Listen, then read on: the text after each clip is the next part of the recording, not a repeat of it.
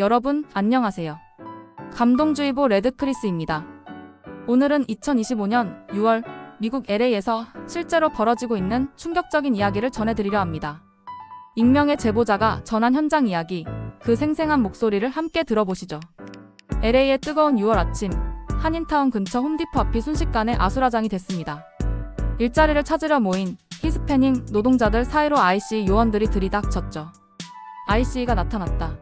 그 외침과 함께 사람들이 사방으로 흩어지기 시작했습니다. 이건 단순한 단속이 아니었어요. 트럼프 행정부가 공언한 사상 최대 추방 작전의 시작이었습니다. 스티븐 밀러 백악관 부비서실장이 ICE에 내린 지시는 명확했죠. 하루 3,000명을 체포하라. 기존 1,000명에서 3배 늘린 목표였습니다. 우리 가족을 건드리지 마. 한 여성이 연방 요원에게 소리쳤지만 대답은 차갑기만 했습니다. 연방 요원들은 의류 매장까지 급습해 직원들을 체포하기 시작했어요. 이 장면을 지켜본 수백 명의 시민들이 휴대폰을 꺼내 촬영하기 시작했습니다. SNS로 실시간 중계되는 영상에 분노한 사람들이 하나둘 거리로 나섰죠. 이건 인권 침해다. 우리는 범죄자가 아니다. 시위는 LA 연방 청사까지 이어졌습니다. 평화롭게 시작된 시위였지만 경찰의 강경 진압으로 분위기가 급변했어요. 최루탄과 고무탄이 날아들기 시작했습니다. 하지만 이건 시작일 뿐이었습니다. LA에서 시작된 불꽃은 샌프란시스코, 뉴욕, 댈러스로 번져갔어요. 전국 148개 도시에서 시위가 벌어졌습니다. 무엇보다 충격적인 건 트럼프의 대응이었습니다. 대통령은 60년 만에 주지사 승인 없이 주방위군 파견 명령을 내렸어요. 1965년 엘라베마 민권운동 이후 처음이었습니다. 이는 연방 정부에 대한 반란이다. 백악관은 공식 성명을 통해 시위를 반란으로 규정했습니다. 단순한 시민 시위가 국가적 사건으로 격상된 순간이었죠. 캘리포니아 주지사 게빈 뉴섬은 즉각 반발했습니다. 자국민에게 군대를 배치하겠다는 발상은 광기다. 이는 정치적 쇼에 불과하다. LA 시장 캐런 베스도 분노를 감추지 못했어요. 이민자들이 자랑스럽게 살고 있는 도시의 시장으로서 깊은 분노를 느낀다. 이런 행위는 우리 지역사회의 공포를 조장한다. 하지만 시위대의 외침은 더욱 커졌습니다. 트럼프는 아이들을 부모로부터 떼어놓고 있어요. 부모들은 그저 자녀들에게 더 나은 삶을 주려고 한 것뿐인데.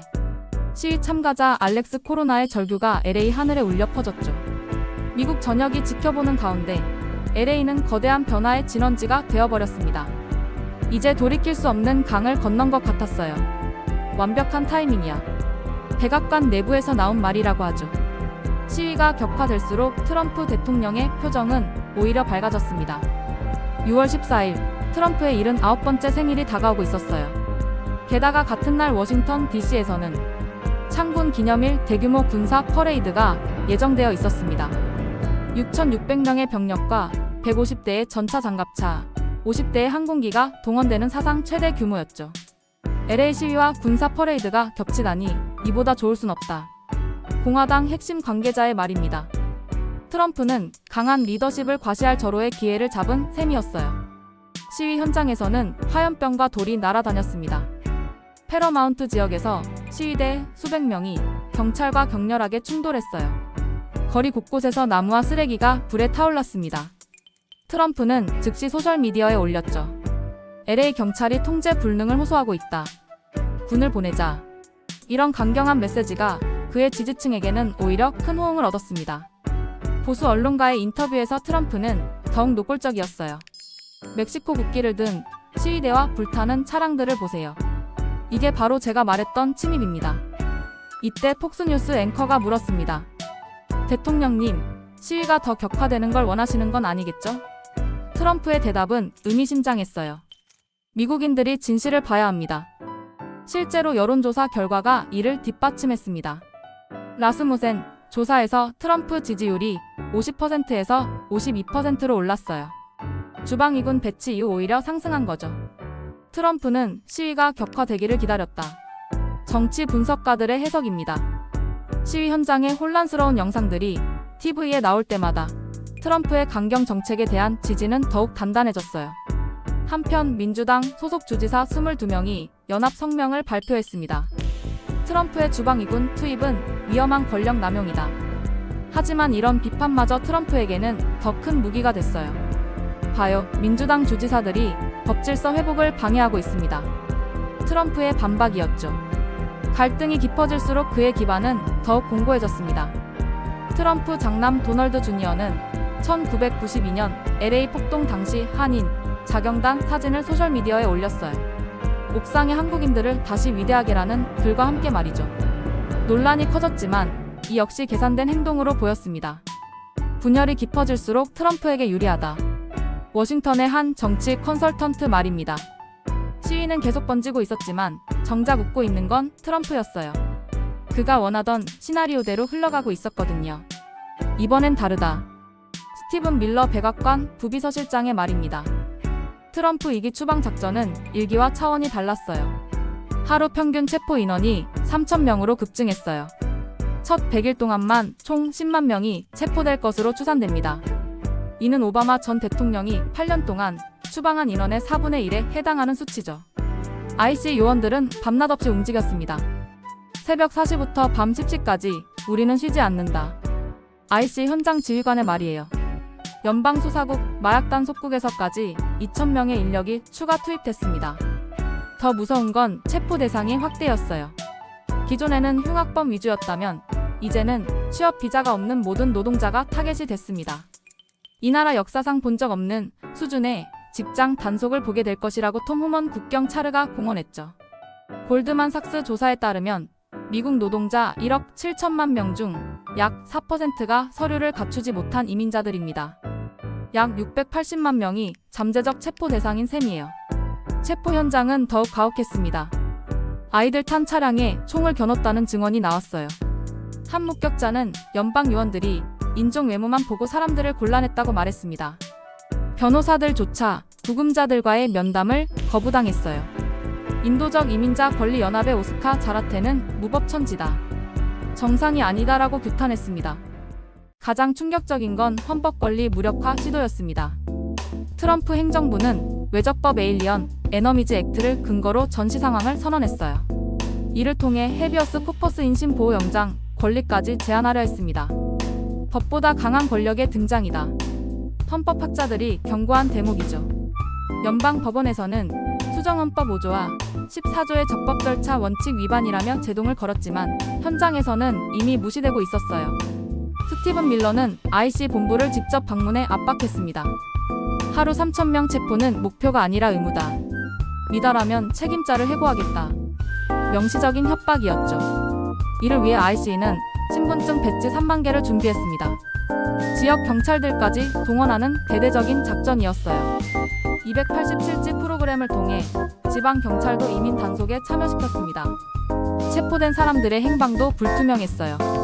가족들이 어디 있는지도 모른다는 하소연이 쏟아졌습니다. 법적 절차도 무시당했어요. 구금자를 실어 나르는 벤 2대가 은밀하게 연방 건물로 들어가는 모습이 목격됐죠. 이건 단순한 추방이 아니라 인종청소다. 시민권 단체들의 규탄 성명입니다. 하지만 트럼프 행정부는 오히려 속도를 높였어요. 숫자는 거짓말하지 않습니다. 하루 3,000명씩 체포된다면 한 달이면 9만 명, 1년이면 100만 명을 넘어서죠. 트럼프가 공언한 사상 최대 추방이 현실이 되고 있었습니다. 문 닫는 식당이 하루에 50곳씩 늘고 있다. LA 한 식당 사장 김모 씨의 말입니다. 이민자 단속이 시작되자 캘리포니아 경제가 흔들리기 시작했어요. 숫자로 보면 더 심각합니다. 캘리포니아 농업의 70%가 이민자 노동력에 의존하고 있어요. 건설업은 40%, 호텔 레스토랑업은 60%가 이민자들 없이는 돌아갈 수 없습니다. LA 다운타운의 한 보육원에서는 절망적인 현실이 벌어졌어요. 어제까지 20명 직원이 있었는데 오늘은 5명만 출근했다. 원장의 한숨 섞인 말입니다. 운송업계는 더욱 직격탄을 맞았습니다. 트럭 운전사의 30%가 이민자들이거든요. 물건을 실을 트럭은 있는데 운전할 사람이 없다는 웃지 못할 상황이 벌어졌어요. 캘리포니아 청과협회는 긴급 성명을 발표했습니다. 이민자 단속으로 농산물 수확이 불가능해졌다. 농장 곳곳에 썩어가는 과일들이 쌓이고 있다. LA 패션 디스트릭트도 마비됐어요. 의류 제조업체들이 줄줄이 문을 닫기 시작했죠. 한 달 안에 생산량이 절반으로 줄었다는 업체 관계자의 증언입니다. 더 심각한 건 연쇄 효과였어요.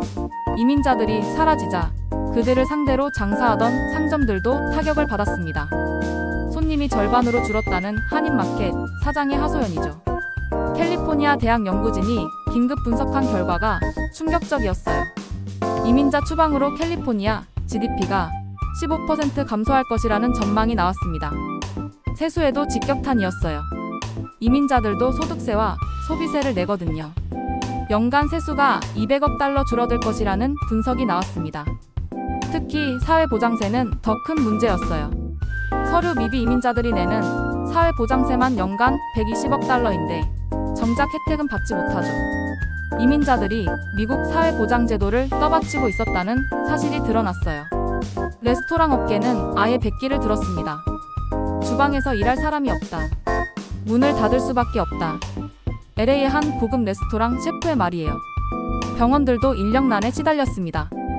간병인과 청소 직원의 상당수가 이민자들이거든요. 환자 돌볼 사람이 없어서 응급실 운영이 어렵다는 병원 관계자의 하소연입니다. 택시와 우버 기사들도 자취를 감췄어요. 공항에서 택시 잡기가 하늘의 별 따기라는 말이 나올 정도였죠. 가장 아이러니한 건 트럼프 지지자들의 반응이었어요. 이민자 없으니 좋다고 했는데 정작 생활이 불편해졌다는 불만이 터져나왔습니다. 플로리다의 한 농장주는 솔직하게 털어놨어요. 트럼프를 지지했지만 이제 후회한다. 농장을 운영할 수가 없다. 경제학자들은 경고했습니다. 이민자 추방은 경제 자살행위다. 미국인들이 하지 않을 일자리를 이민자들이 메우고 있었다. CBS 여론조사 결과도 이를 뒷받침했어요. 응답자의 39%가 대규모 이민자 추방이 미국 경제를 악화시킬 것이라고 답했습니다. 경제를 강화시킬 것이라는 답변보다 많았죠. 이민자 없는 미국의 민낯이 적나라하게 드러나는 순간이었습니다. 이 나라가 둘로 갈라지고 있다. 워싱턴 포스트의 헤드라인이었어요. LA 시위를 둘러싼 미국인들의 반응이 정확히 반반으로 나뉘었습니다. 유고부 여론조사 결과가 이를 적나라하게 보여줬어요. 트럼프의 주방위군 배치에 대해 38%는 지지, 45%는 반대했습니다. 거의 반반이죠. 더 극명한 건 시위에 대한 시각 차이였어요. 같은 조사에서 평화로운 시위라고 본 사람이 35%, 폭력적인 시위라고 본 사람이 42%였습니다. 똑같은 장면을 보고도 완전히 다르게 해석한다. 정치학자의 분석입니다. 보수 미디어에서는 폭동이라고 불렀고 진보 미디어에서는 평화 시위라고 했어요. 텍사스 댄비지에 사는 톰 워커시 55는 단호했습니다. 불법으로 온 사람들은 당연히 추방돼야 한다. 트럼프가 옳다. 반면 캘리포니아 버클리의 마리아 곤잘레스 치 42는 정반대였어요. 이건 인종차별이다. 절대 용납할 수 없다. 연령대별로도 차이가 극명했습니다. 50대 이상에서는 트럼프 지지가 높았지만 20-30대에서는 반대가 압도적이었어요. 세대 갈등까지 겹쳐진 상황이라는 분석이 나왔습니다. 지역별 온도차도 뚜렷했어요. 남부와 중서부는 트럼프 편, 동서부 해안가는 반대편이었습니다. 미국이 빨간주와 파란주로 완전히 분리됐다는 말이 나왔어요. 특히 충격적인 건 가족 내 분열이었습니다. 플로리다의 한 가정에서는 아버지는 트럼프를 지지하고 대학생 딸은 반대해서 며칠째 대화를 끊었다고 해요. 추방해야 할 사람, BS 절대 안 된다는 극단적 의견 대립이 일상화됐습니다. 직장에서도 이 얘기만 나오면 분위기가 얼어붙었어요. 소셜미디어는 더욱 극단적이었습니다. 트위터에서는 해시태그 DPORTTHMALL 모두 추방하라와 해시태그 NODPORTATION 추방 반대 해시태그가 동시에 트렌딩됐어요. 인사이더 어드밴티지 조사에서는 더 극명한 결과가 나왔습니다. 트럼프의 군 배치 결정에 대해 59%가 지지, 39%가 반대했어요. 지지가 더 높았죠. 하지만 이 수치도 지역별로 완전히 달랐습니다. 텍사스와 플로리다에서는 70% 이상이 지지했지만 캘리포니아와 뉴욕에서는 70% 이상이 반대했어요. 미국이 이렇게 분열된 적이 있었나? 역사학자들도 고개를 갸웃했습니다. 베트남 전쟁이나 워터게이트 사건 때와 비슷한 수준의 분열이었거든요. 교육 수준에 따른 차이도 뚜렷했어요. 대졸 이상에서는 반대가 많았지만 고졸 이하에서는 지지가 높았습니다. 계층 갈등의 양상까지 띠고 있다는 분석이 나왔죠. 가장 아이러니한 건 이민자 출신들의 반응이었어요. 합법적으로 이민 온 사람들 중 상당수가 트럼프를 지지했습니다. 우리는 정당한 절차를 밟았는데 불법으로 온 사람들은 특혜를 받는다는 논리였어요. 민심이 이렇게 갈라진 상황에서는 누가 이겨도 절반이 반발한다. 정치 컨설턴트의 말입니다. 미국 사회의 깊은 균열이 LA 시위를 통해 수면 위로 떠올랐어요. 완벽한 스토리다. 백악관 참모진 회의에서 나온 말이라고 해요. 트럼프에게 LA 시위는 단순한 골칫거리가 아니라 정치적 기회였습니다. 첫 번째 계산은 감세 법안이었어요. 트럼프는 대기업 법인세를 15%로 낮추는 대규모 감세안을 추진 중이었죠. 하지만 의회 통과가 쉽지 않은 상황이었습니다. 국가적 위기 상황에서는 경제 정책에 집중해야 한다. 트럼프의 논리였어요. LA 시위라는 위기감을 조성해서 감세 법안의 명분을 만든 거죠. 실제로 공화당 의원들은 입장을 바꿨습니다. 이런 혼란 속에서는 경제를 살려야 한다며 감세안 지지로 돌아섰어요. 며칠 전까지 반대하던 의원들까지 말이죠. 두 번째는 권력 강화였습니다. 비상권한을 발동해서 대통령의 권한을 확대한 거예요. 국방수권법을 통해 군 투입의 법적 근거를 마련했습니다. 반란법 발동을 시사하고 있다. 헌법학자들의 우려였어요. 1807년 제정된 반란법은 대통령이 국내에 군대를 투입할 수 있게 하는 강력한 법이거든요. 포시 코미타투스 법 1878년 제정은 군대의 국내법 집행을 금지하고 있지만 트럼프는 이를 우회할 방법을 찾았어요. 반란 상황이라고 규정하면 이 법도 무력화되거든요.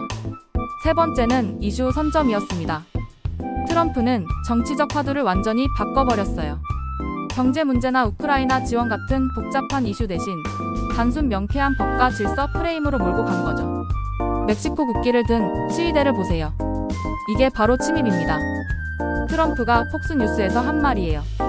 시위 현장의 멕시코 국기 하나가 그의 완벽한 소재가 됐습니다. 불타는 차량 영상도 마찬가지였어요. 도시가 전쟁터가 됐다며 위기감을 극대화했습니다. 실제로는 몇 대 안 되는 차량이었지만 반복 방송되면서 엄청난 혼란처럼 보였어요. 트럼프의 치밀함은 타이밍에서도 드러났습니다. 생일과 군사 퍼레이드가 겹치는 날을 최대한 활용했어요. 법과 질서의 수호자라는 이미지를 강하게 각인시켰죠. 보수 언론과의 인터뷰에서 트럼프는 더욱 노골적이었습니다. 시위대가 격화되기를 기다렸다는 말을 은연중에 내비쳤어요. 미국인들이 진실을 봐야 한다는 식으로 표현했지만요. 실제로 백악관 내부에서는 시위 확산을 환영하는 분위기였다고 해요. 더 많은 도시로 번져야 한다. 그래야 우리 정책의 정당성이 증명된다는 발언이 나왔다고 합니다. 스티븐 밀러는 더 직설적이었어요. 혼돈이 클수록 우리에게 유리하다. 사람들이 안정을 원하게 된다. 그의 계산이었죠. 트럼프 장남의 1992년 LA 폭동 사진 게시도 우연이 아니었어요. 한인 자경단 이미지를 통해 자력구제의 필요성을 강조한 거죠. 정부가 보호해주지 않으면 스스로 지켜야 한다는 메시지였습니다. LA 한인회가 트라우마를 이용하지 말라며 반발했지만 이미 의도한 효과는 거뒀어요. 질서 회복의 필요성이라는 메시지가 전달됐거든요. 여론조사 결과가 이를 증명했습니다. 라스무센 조사에서 트럼프 지지율이 시위 전 50%에서 시위 후 52%로 상승했어요. 주방위군 배치라는 강경 조치가 오히려 지지율을 끌어올린 거죠. 트럼프는 위기를 기회로 바꾸는 천재다. 공화당 전략가의 평가입니다. 시위라는 위기 상황을 자신에게 유리한 정치적 자산으로 완전히 바꿔버렸어요. 가장 교묘한 건 법과 질서 프레임이었습니다. 복잡한 이민 정책 논쟁을 단순한 합법 vs 불법 구도로 몰고 간 거죠. 법을 지키는 사람 vs 법을 어기는 사람이라는 이분법적 사고를 유도했습니다. 심지어 민주당의 비판마저 역이용했어요. 민주당이 폭도들을 감싸고 있다며 오히려 민주당을 궁지로 몰았습니다. 비판할수록 트럼프의 법과 질서 이미지만 강화되는 역설이 벌어졌어요. 모든 게 계산된 시나리오였다. 정치 분석가들의 결론입니다. 트럼프에게 LA 시위는 단순한 사회적 갈등이 아니라 자신의 정치적 목표를 달성하기 위한 완벽한 도구였던 거죠. 이건 쿠데타나 다름없다. 헌법학자 로렌스 트라이브 교수의 말입니다. 트럼프의 주방위군 투입은 단순한 시위 진압을 넘어 헌법 질서 자체를 흔들고 있었어요. 가장 큰 문제는 절차적 정당성이었습니다. 1965년 이후 60년 만에 주지사 동의 없이 주방위군을 연방화한 거거든요. 타이틀 10조항을 근거로 했지만 이 조항도 주지사를 통해 명령을 발령해야 한다고 명시하고 있어요. 개빈 뉴섬 캘리포니아 주지사는 즉각 연방법원에 가처분 신청을 냈습니다. 주방위군의 통수권 환원을 요구한 거죠.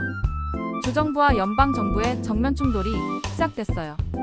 찰스 브레이어 북부 캘리포니아 지방법원 판사의 발언이 파격적이었습니다. 그게 군주마나크의 행위와 뭐가 다른가? 이 나라는 군주제로부터 벗어나기 위해 세워진 나라다. 헌법은 권한이 아니라 제한의 문서라는 판사의 말이 핵심이었어요. 대통령의 권한에도 분명한 한계가 있다는 거죠. 하지만 대법원 구성이 문제였습니다. 보수 성향 대법관 6명, vs 진보 성향 3명이라는 압도적 구도죠. 대법원이 트럼프 손을 들어줄 가능성이 높다는 우려가 나왔어요. 실제로 2020년 선거 관련 소송에서 대법원은 트럼프에게 우호적이었거든요. 이번에도 국가안보를 이유로 대통령의 손을 들어줄 수 있다는 관측이 지배적이었습니다. 더 심각한 건 비상권한의 남용이었어요. 트럼프는 외적법 에일리언 에너미즈 액트를 근거로 전시 상황을 선언했습니다. 1798년 제정된 이 법은 전쟁 중에만 적용되는 건데 평시에 발동한 거예요. 수정헌법 5조와 14조의 적법 절차도 프라세스 원칙도 무시당했어요. 변호사 접견권, 통역 서비스, 보석 신청권 등이 모두 제한됐습니다. 법치주의가 무너지고 있다. 법조계의 우려였어요. 연방 변호사협회까지 나서서 헌법 질서 회복을 요구했습니다. 가장 우려스러운 건 반란법 발동 가능성이었어요. 1807년 제정된 이 법이 발동되면 대통령이 국내에 정규군까지 투입할 수 있거든요. 트럼프가 계속 시사하고 있는 부분이죠. 포시 코미타투스 법도 무력화될 수 있다. 군사법 전문가의 경고입니다. 이 법은 1878년부터 군대의 국내법 집행을 금지해왔는데 반란법이 발동되면 예외가 됩니다. 크리스 머피 상원의원 민주 코네티컷은 경고했어요. 트럼프가 치유하거나 평화를 유지하려고 하지 않는다. 그는 상황을 악화하고 분열을 부추기려고 한다. 권력의 폭주가 시작됐다. 정치학자들의 진단입니다. 헌법이라는 울타리가 하나씩 무너지고 있었어요.